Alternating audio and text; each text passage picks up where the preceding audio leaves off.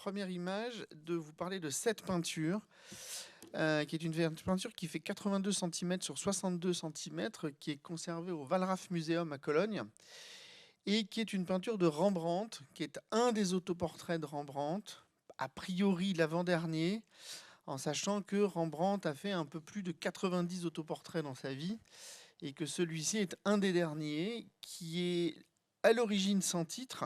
Quand elle a été récupéré à la mort de Rembrandt, il est à l'origine sans titre. Il a été nommé ultérieurement, à partir du travail de son assistant, autoportrait en Zeuxis. J'en reparlerai ultérieurement. Ce qui importe de comprendre, c'est que c'est d'abord un autoportrait vieillissant, évidemment, d'un vieux monsieur, mais d'un vieux monsieur qui sourit ou qui rit. Donc c'est cette question qui va m'intéresser, qui est à la fois la question du rire en peinture et de l'interprétation qu'on peut en faire, qu'on pourrait en faire, ou que ça pourrait nous laisser supposer à partir de ça.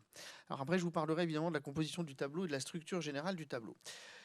Ce qu'il faut comprendre, c'est que Rembrandt naît en 1606 et il meurt en 1669. Il fait donc partie de ce qu'on appelle le siècle d'or hollandais. Il est dans cette première moitié du siècle d'or hollandais.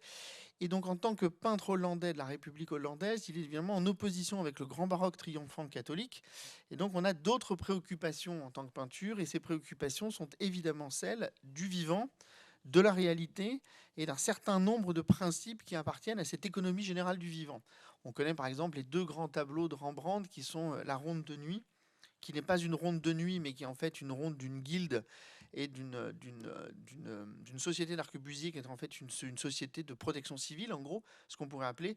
Et on connaît l'autre grand tableau qui est la guilde des tapissiers, où on voit 6 tapissiers travailler en fait à mettre au point des plans économiques. Donc c'est une peinture qui est liée à des préoccupations sociales, préoccupations économiques, préoccupations d'une réalité immédiate, mais qui est pas essentiellement une peinture qui est liée à des problèmes métaphysiques.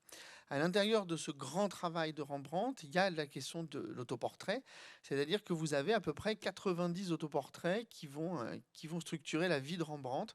Alors à gauche ici, vous avez un autre tableau qui est daté de 29, qui n'est pas considéré comme un autoportrait, ou supposément, mais c'est compliqué, et qui est intitulé L'homme qui rit.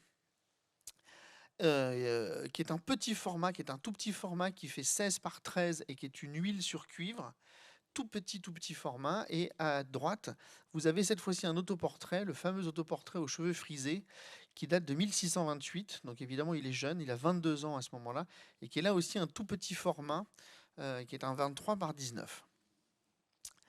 Donc, moi, ce qui m'intéresse maintenant, c'est d'essayer de comprendre comment fonctionne ce tableau. Alors, ce tableau, il a fait jaser beaucoup d'historiens de l'art pour essayer de comprendre comment ça fonctionne. Donc, vous avez au centre, évidemment, la représentation de Rembrandt, avec toujours la même chose, c'est-à-dire une sorte de grand plaid sur les épaules, ou une sorte de veste d'atelier, et la fameuse calotte sur la tête, la calotte du peintre, ou en tout cas de celui qui travaille dans l'atelier, qui permet de tenir chaud. Et puis, il y a ce fameux titre. Le titre qui a été donné donc postérieurement, qui était autoportrait en Zeuxis. Alors Zeuxis, je vous en reparlerai tout à l'heure, mais pour que vous compreniez l'organisation du tableau, Zeuxis est un peintre célèbre du IVe siècle avant Jésus-Christ, dont on dit, enfin Pline l'Ancien raconte, que Zeuxis serait mort en ayant un fou rire en peignant une vieille femme, c'est-à-dire devant la laideur de la vieille femme, et il serait mort. Donc on a longtemps glosé et supposé que c'était effectivement Rembrandt qui lui aussi aurait peint peut-être cette vieille femme qu'on pourrait voir sur la partie gauche, et qu'il serait dans ce début d'un fou rire, en tout cas quelque chose qui serait entre le rire et le sourire, et qu'on serait autour de ça. Sauf que, en fait, il y a un problème majeur, c'est que déjà le titre est apocryphe, c'est-à-dire que le titre est tardif. Au début, ça ne s'est pas appelé comme ça, enfin, il n'y a pas de titre. Et surtout, on a récupéré le testament, enfin non pas le testament, mais la liste des biens de Rembrandt quand il est mort.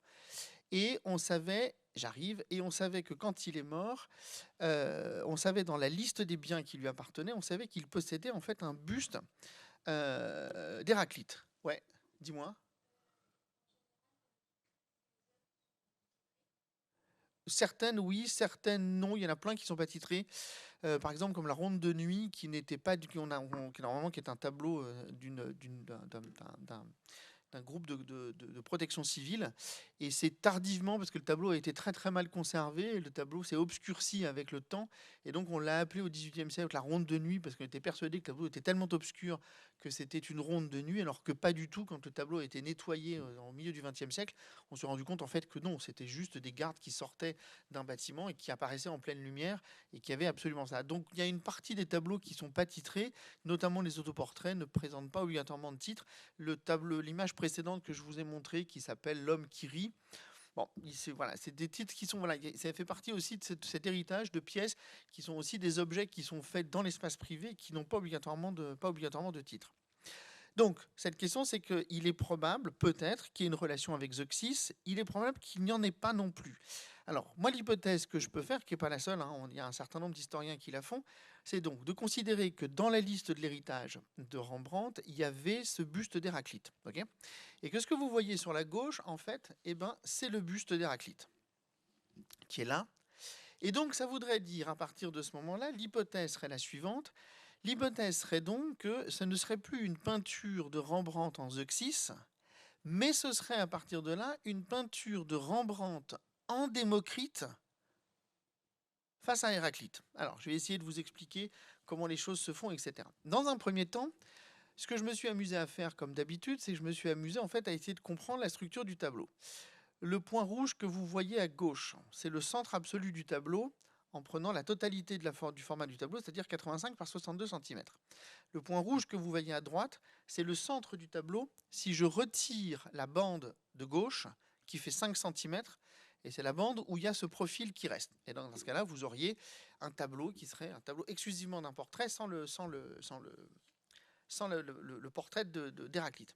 Et à partir de ce moment-là, vous avez deux points qui tombent pile sur le menton de Rembrandt, et ces deux traits feraient une gouttière, feraient une sorte de colonne au centre qui prendrait exclusivement la question du regard.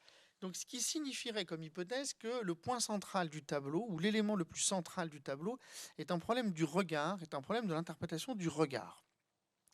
Alors, en ce cas, si c'est bien un problème du regard, il pourrait y avoir une hypothèse qui tienne, que ce soit une hypothèse autour de Zeuxis. Mais si c'est aussi une histoire du regard, ça tiendrait aussi dans une espèce d'interprétation qui est beaucoup plus longue, qui est au fond Rembrandt à la fin de sa vie, qui a eu cette carrière de peintre, laisserait un testament sur ce qu'est la fabrique des images et ce que veut dire voir et ce que veut dire fabriquer une vision, produire une vision ou rendre du visible. Alors c'est ça que je vais essayer de vous indiquer, ou je vais essayer de faire 2-3 commentaires sur cette question-là. Donc, le premier commentaire que j'ai à faire, c'est d'imaginer que finalement cette peinture, l'avant-dernier autoportrait de Rembrandt, c'est une histoire de la matérialité humaine entre le sourire et le rire. C'est juste une manière de montrer un visage humain vieillissant, un visage humain qui a travaillé, qui a passé sa vie à faire des images. Et l'avant-dernière image de cet homme vieillissant, la dernière est beaucoup plus, les deux derniers sont beaucoup plus sobres et beaucoup plus inquiets. Voilà, ce serait insister sur cette idée que finalement, il y a quelque chose chez l'être, dans sa matérialité, qui est comprise entre la forme du rire ou du sourire et la forme et la question du regard. La deuxième chose, la deuxième hypothèse, c'est donc que on accepte que le buste à gauche soit un buste d'Héraclite, et donc on en reviendrait. Alors, j'ai fait une bêtise, il me manque une image. Il me manque une image qui est là. Alors, je vais revenir là. Voilà. Je suis désolé, elle devait apparaître dans le fichier, elle n'y est pas. Il me manque cette image. Cette image, elle est beaucoup plus tardive. Enfin, elle n'est pas beaucoup plus tardive. Elle date des mêmes périodes, puisqu'elle date de 1650, pardon. Et c'est une gravure de Richard Gaywood. Vous avez en haut à gauche la référence à Rembrandt. Ici, vous avez la signature Rembrandt in Venit.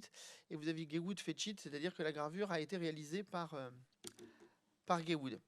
Ce que vous voyez sur le tableau, c'est vous voyez deux choses. Vous avez la représentation de Démocrite qui vous renvoie au premier tableau que je vous ai montré, le tableau de 1628, qui est donc un portrait d'un homme riant, ou peut-être un autoportrait.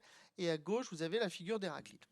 Alors, qu'est-ce que ça suppose et qu'est-ce que ça sous-entend d'essayer de comprendre cette relation entre ces deux personnages, Démocrite et Héraclite?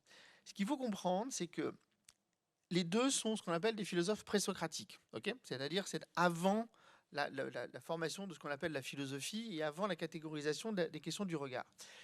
Héraclite, qu'est-ce qu'il est? Héraclite, c'est un philosophe antique, un philosophe dont il nous reste rien, il nous reste 150 fragments, puisque son œuvre a été démantelée. Et Héraclite, c'est un philosophe, dit-on, de l'inquiétude et de la contrariété. Ok. On a une citation qui est fondamentale, qui est faite par Aristote dans l'Éthique à Nicomaque, où Aristote dit que la pensée d'Héraclite, c'est la question de la contrariété. Héraclite aurait dit, il est nécessaire d'entrer dans la contrariété, dans la contradiction. C'est-à-dire que tous les éléments du monde sont en opposition, tous les éléments du monde sont en perpétuelle contradiction. Et donc, on est sur cette formule extraordinairement célèbre d'Héraclite qui est pantarei, qui est tout s'écoule, tout passe, tout fuit en grec. Et donc, on aurait, dans une première forme, ce qui est dans l'ombre du tableau originel, on aurait le buste d'Héraclite, Héraclite qui est cette grande figure d'une inquiétude parce qu'il n'y a aucune stabilité dans le monde.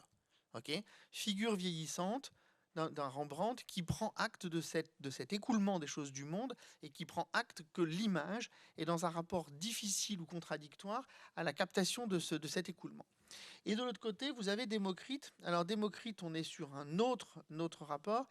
Démocrite est un peintre, dit-on, qui passait sa vie, on dit que Démocrite a vécu très vieux, au moins jusqu'à 90 ans, et on dit que Démocrite ne pouvait s'empêcher de rire à l'apparition de l'humanité. C'est-à-dire que l'humanité faisait rire Démocrite parce que Démocrite considérait qu'il y avait quelque chose de drôle dans l'activité et dans l'inquiétude générale de l'humanité.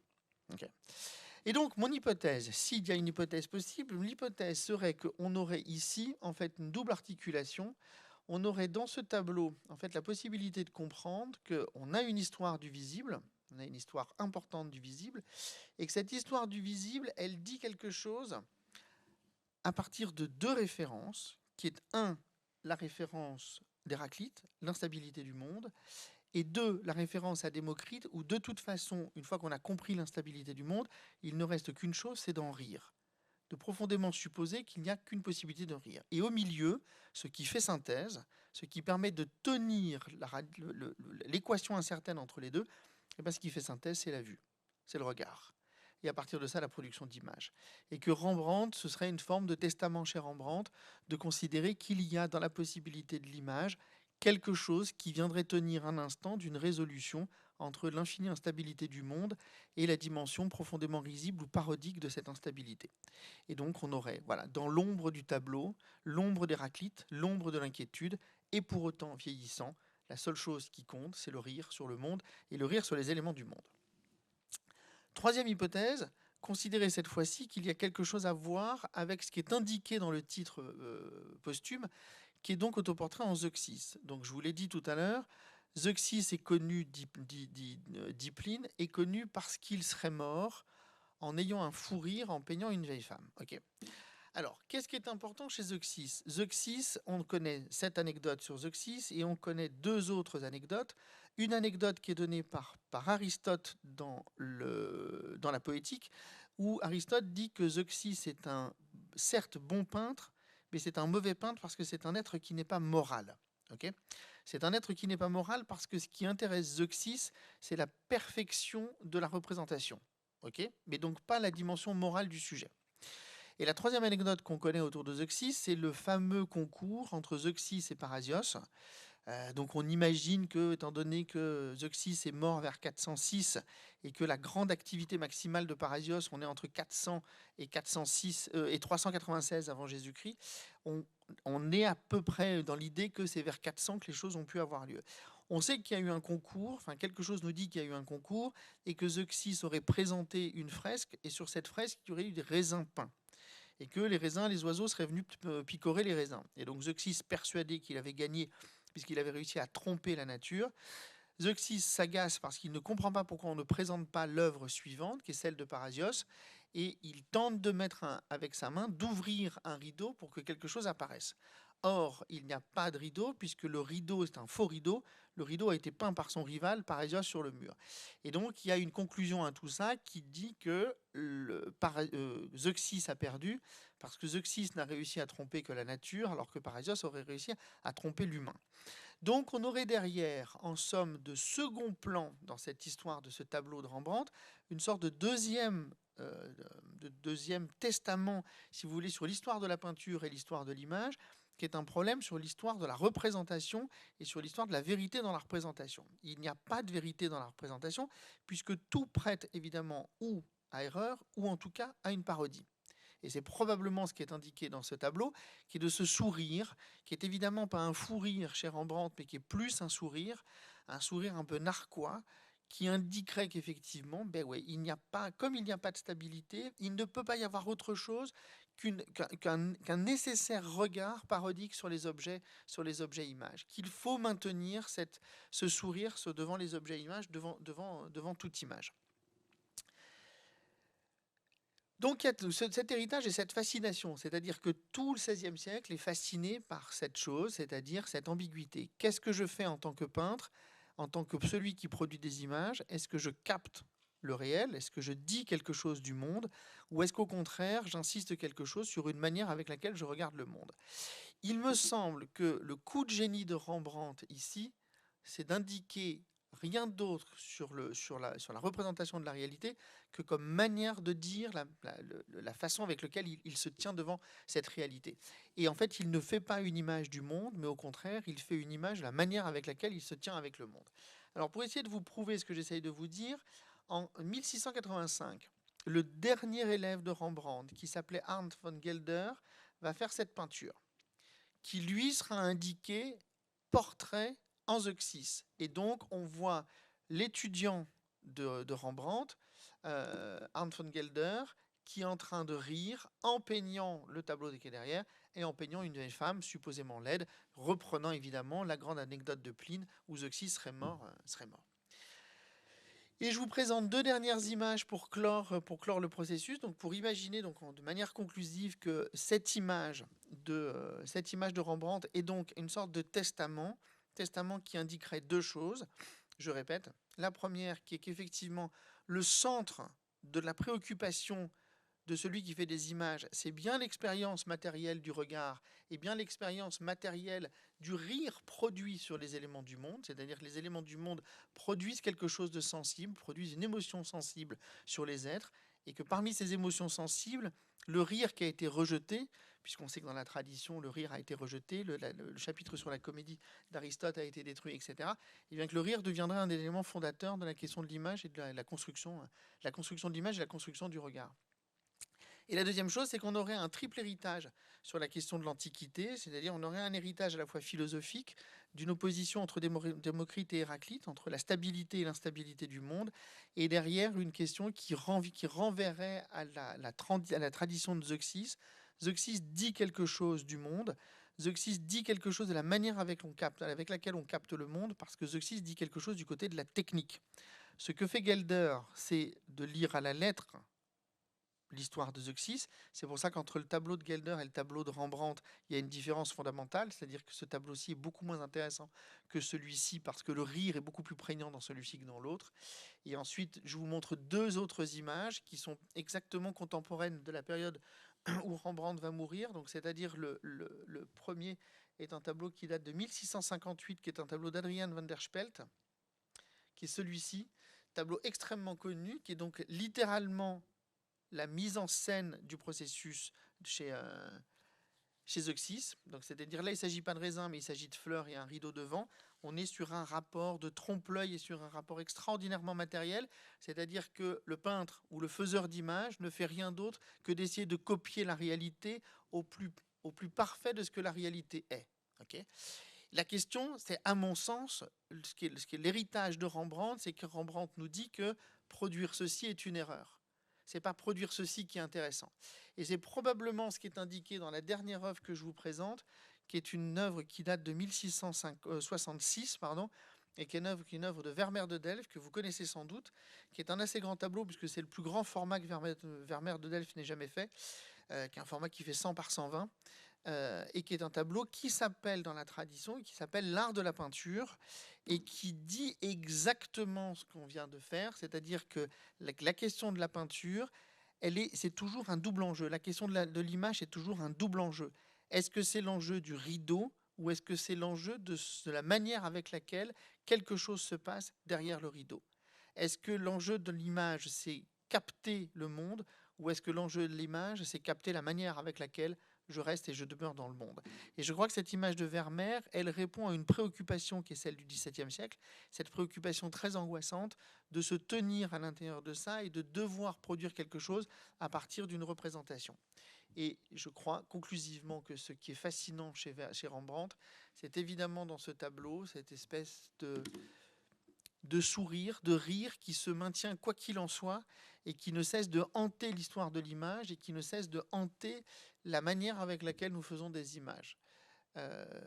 Soit nous le faisons de manière sérieuse, et ça ne pose aucun problème, mais il demeure pas moins que quelque chose demeure à la fois une parodie et demeure quelque chose de profondément déroutant dans la manière avec laquelle une image se produit et une image se donne. En tout cas, se donne à voir. Voilà pour la première image que je voulais vous montrer, qui est cette image de Rembrandt qui, je le rappelle, date de 1668, c'est-à-dire probablement quelques mois avant sa mort.